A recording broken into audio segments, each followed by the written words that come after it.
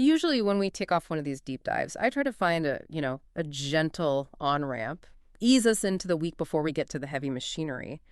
But looking at the markets this morning, Monday, January 19th, 2026, gentle is absolutely not the word. No.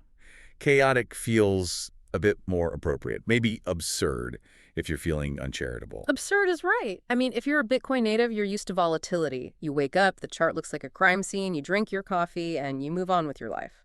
But the catalyst for this weekend, I don't think a single person on Wall Street or in Silicon Valley had this on their bingo card. It definitely caught the algorithms off guard, which is saying something. The United States is trying to buy Greenland again. And this time, it's not just, a stray post online or some leaked memo. This is actual economic policy with teeth. Sharp teeth. It's triggered what analysts are already calling the Greenland shock. So here's our mission for today. We're not just going to stare at the red candles and panic. We need to figure out why the market broke the way it did. We have a tale of two safe havens to unpack. Gold is flying, Bitcoin is stumbling. Why? We're going to dissect a massive, and I mean massive, $25 million liquidation of a single trader, a real horror story. And then we're going to look at burgers. Burgers. Specifically, how a fast food chain is completely changing the corporate treasury game in the middle of all this mess. It's a weird mix. Geopolitical posturing, algorithmic carnage, and milkshakes. But let's start with the big one, the Greenland shock. Saturday, January 17th, markets are closed. We're all trying to relax. What exactly happened? Well, the notification hit everyone's phones at roughly the same time. President Trump announced a new escalating tariff regime. Yeah. But the targets were surprising. He's going after 8 specific European nations. Denmark, obviously, because they own the target. Yeah. But also the UK, Germany, France, Sweden, Norway, the Netherlands, and Finland. That is a heavy-hitting list. These are traditional allies. You don't usually see trade wars opening up on that front. It feels almost random. It's not random, it's transactional. The explicit reason given is their refusal to facilitate the United States acquisition of Greenland. The administration is framing this as a national security imperative, securing the Arctic, rare earth minerals, strategic positioning. But the mechanism is pure pressure. It sounds like a shakedown. Sell us the island or we tax your exports. In plain English, yes. The specifics are a 10% tariff on all goods from these nations starting February 1st. But here's the kicker that really spooked the algorithms. If no deal is made by June 1st, those tariffs jump to 25%. That's a massive jump. What was the response from Europe? Immediate and furious. European leaders are calling it commercial blackmail. The EU is already drafting retaliatory measures. So we went from a quiet Saturday to the brink of a transatlantic trade war in, 24 hours? Which brings us to the market reaction. And this is where I got confused, and I think a lot of our listeners did too. Usually, when the world feels like it's falling apart, war, trade wars, instability, people run to safe havens. They want assets that won't disappear. But this weekend, we saw a massive split. We did. It's what we're calling the safe haven divergence. On one side, you have the traditional kings of safety, gold and silver. They did exactly what the textbooks say they should do. They acted as a hedge against geopolitical disorder. Gold hit a new all-time high, pushing near $46.90 an ounce.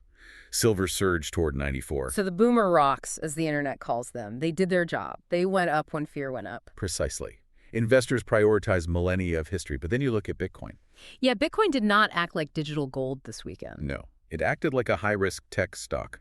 When the news hit, Bitcoin broke its consolidation shelf at 95.5 and tumbled down to roughly 91.9. Yeah. That's a 4% drop on news that sent gold flying. Help me understand this.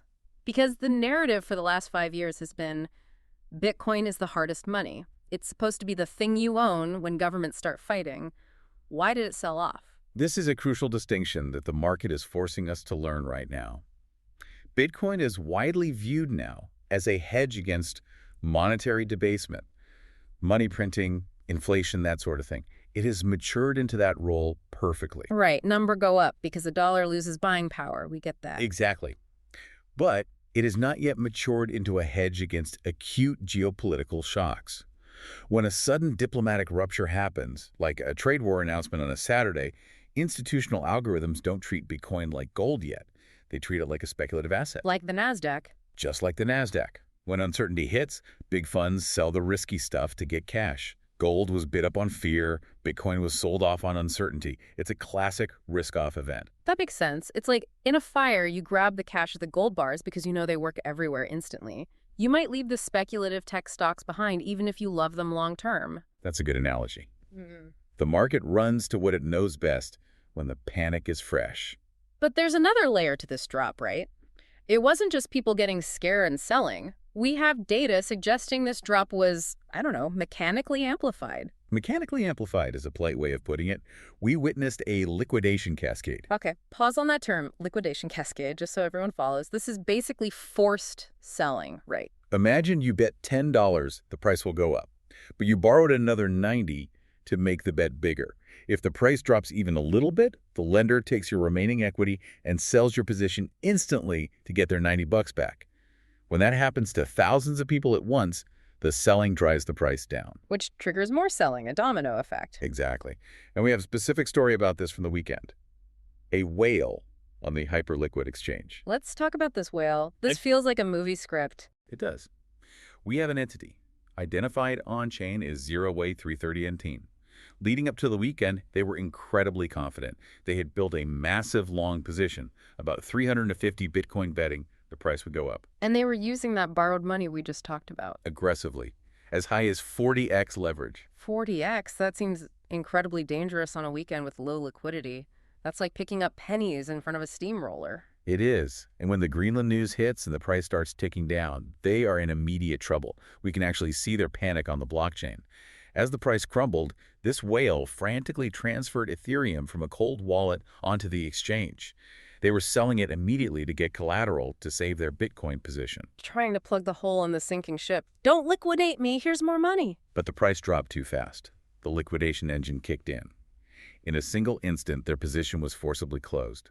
A single sell order of $25.83 million. Ouch. 25 million gone in a blink. That has to hurt. That one trade basically cleared out the order book and pushed the price down further for everyone else. That's the cascade.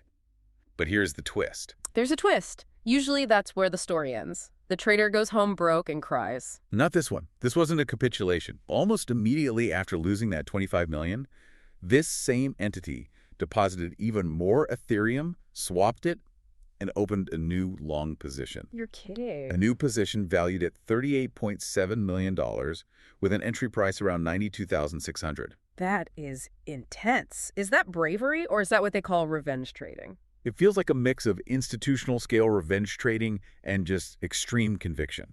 This entity clearly believes that 92,000 is the absolute floor. They're willing to bet another fortune that the market is wrong. So we have the Hyperliquid whale betting massive leverage on the rebound, but we also have another character in this drama, right? The ancient whale. Yes. This is the other side of the coin. While the new money is leveraging up, the old money is taking chips off the table. We saw a wallet that had been dormant since 2013, the Satoshi era wake up. 2013. So their cost basis is basically zero compared to today. About $332 per coin. Oh my. Imagine holding for that long. They moved 500 Bitcoin to exchanges this weekend. That's about $47.7 million worth. They sold right into the thin weekend liquidity. So you have someone who bought at 332 selling to someone who is betting millions at 92,000. Exactly. It's a massive transfer of wealth. Mm-hmm. The ancient whales are de-risking life-changing wealth, locking in their gains. Meanwhile, the new whales are using leverage to bet on the volatility. It creates a very fragile market. It really feels like a battleground. But while everyone was watching the price charts and the Greenland headlines, something arguably much bigger happened in the plumbing of the global financial system this weekend. Yes, this is the story that wasn't on the front page, but it matters more for the next 10 years than the tariffs do. We had a major update on Project Enbridge. Enbridge. We've touched on this before. This is the China-led platform for central bank digital currencies, or CBDCs. Correct. It's a platform designed to let central banks settle payments directly with each other, bypassing the US dollar and the SWIFT system. The update this weekend is that the platform has now crossed $55 billion in transaction volume. $55 billion? That's not a pilot program anymore. That's real. It's very real. And the breakdown is telling. The digital yuan, the ECNY, makes up 95% of that volume. But the most critical piece of news isn't the volume, it's who left the room. The BIS. Yes. the Bank for International Settlements. And for those who don't follow banking acronyms, the BIS is. Think of them as a central bank of central banks. They're based in Switzerland, very Western aligned, very traditional. They were helping oversee this project, essentially to keep an eye on it. But this weekend, they officially exited. So wait, if the bias is out and China is running the show, that feels like a clean break. It signals a formal fracture. We are witnessing the global financial system split into two incompatible stacks. You have the Western stack, which is rallying around something called Project Agora, focused on the US dollar.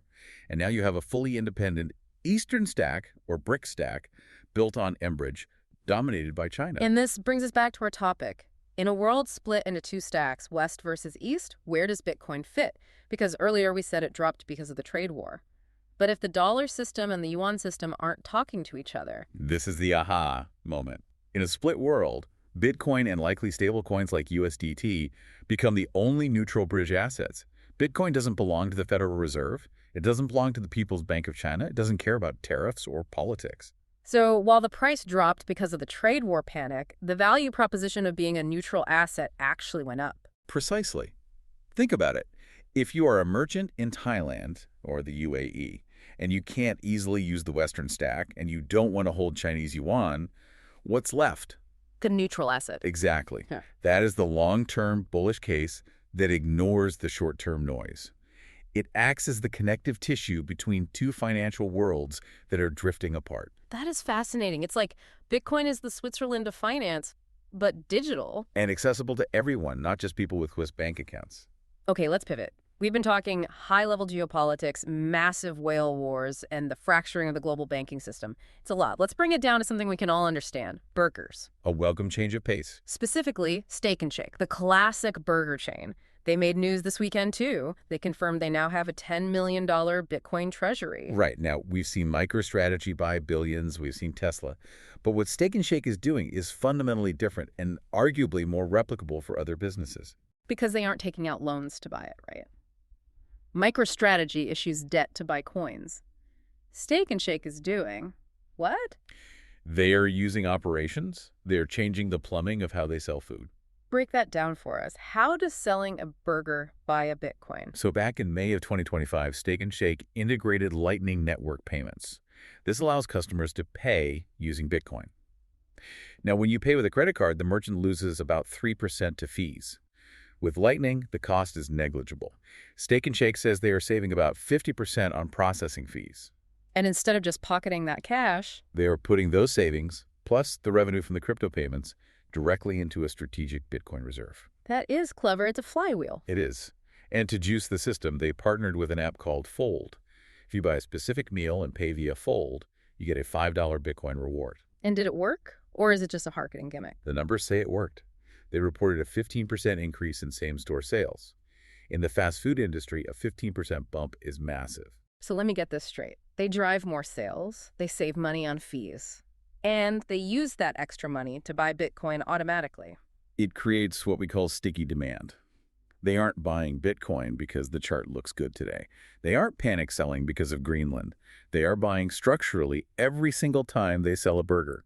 It turns commerce into accumulation. That's powerful. If 500 other franchises do this, you create a floor price that speculation can't easily break. Exactly. It's the difference between a trader betting on a price and a business building a vault. It transforms Bitcoin from a speculative asset into a working capital asset. Before we wrap up, we have to touch on the infrastructure side. It wasn't just the markets that were shaky this weekend. The actual tech had some hiccups. We saw some drama with a project called Trove Markets. A classic case of ecosystem wars. Trove Markets was set to launch on Hyperliquid, that DX where our whale lost $25 million. But just hours before their token launch, they pulled the plug and pivoted to Solana. Talk about a last-minute change. The investors must have been furious. Bait and switch! Oh, absolutely. There were refunds demanded, allegations of bad faith. It was messy. But the irony is, what happened to Solana right after they accepted this new project? The clock drift. Yes. While Solana secured the project, the network itself struggled under congestion. The blockchain's internal clock started drifting, running about 30 minutes behind real-world time. Wait, explain that. How does a blockchain run late? It happens when the network is so congested that the validators, the computers processing the transactions, can't keep up. It's not an outage. The network didn't crash. But for financial applications where time is money, 30 minutes of lag is an eternity. It really highlights that despite all the hype, we are still in the experimental phase with a lot of this tech. It's not bulletproof yet. It does, and it contrasts sharply with what Vitalik Buterin, the founder of Ethereum, published this weekend. He released a roadmap for 2026. And what's his focus? Is he trying to make Ethereum faster to beat Solana? Surprisingly, no. His manifesto wasn't about speed. It was about taking back lost ground on decentralization. He's focusing on what he calls defensive decentralization. Defensive, like preparing for an attack. In a way, yes. He's talking about ZK EVMs and privacy tools called Kohaku. The short version is, it's tech that lets you verify the blockchain is correct using something as small as your phone. You don't need a massive server farm to know the truth. Why does that matter? Because if the government, say, one trying to buy Greenland and putting tariffs on everyone, decides to crack down on the internet, you want a blockchain that can survive. Vitalik is building for survivability in a hostile world. Solana is building for speed in a commercial world. That's a powerful distinction. One chain is racing for NASDAQ speeds, the other is digging trenches for resilience. And investors have to decide which property they value more, especially when tariffs are flying. If the world gets more dangerous, defensive tech might start to look a lot more attractive than fast tech. So, let's bring it all home. We've covered a lot of ground. We've got Trump trying to buy Greenland, a trade war, gold hitting all-time highs while Bitcoin takes a hit. We've got whales liquidating millions and burger chains quietly stacking sats. What's the big takeaway here? The market is caught between two powerful forces. You have the risk-off macro fear, the tariffs, the instability pushing prices down. But underneath that, you have risk-on structural adoption. Stake and shake, Enbridge volumes, the long-term tech. It feels like a tug of war between the news cycle and the adoption cycle. It is. We are in a show-me regime. The market is in wait-and-see mode. It needs to prove that the $92,000 floor can hold against those ancient whales who are selling. And for the listener sitting there wondering what to do with all this, I'd leave them with this thought. If the world financial system is truly splitting into two incompatible stacks, West versus East, does the price of Bitcoin in dollars even matter as much as its ability to hop between those two worlds? is neutrality the ultimate asset class? That is the question for 2026. In a divided world, the bridge becomes the most valuable piece of real estate. A huge thank you to everyone listening to this deep dive. The world is getting weirder, but we'll keep unpacking it for you. Stay curious. See you next time.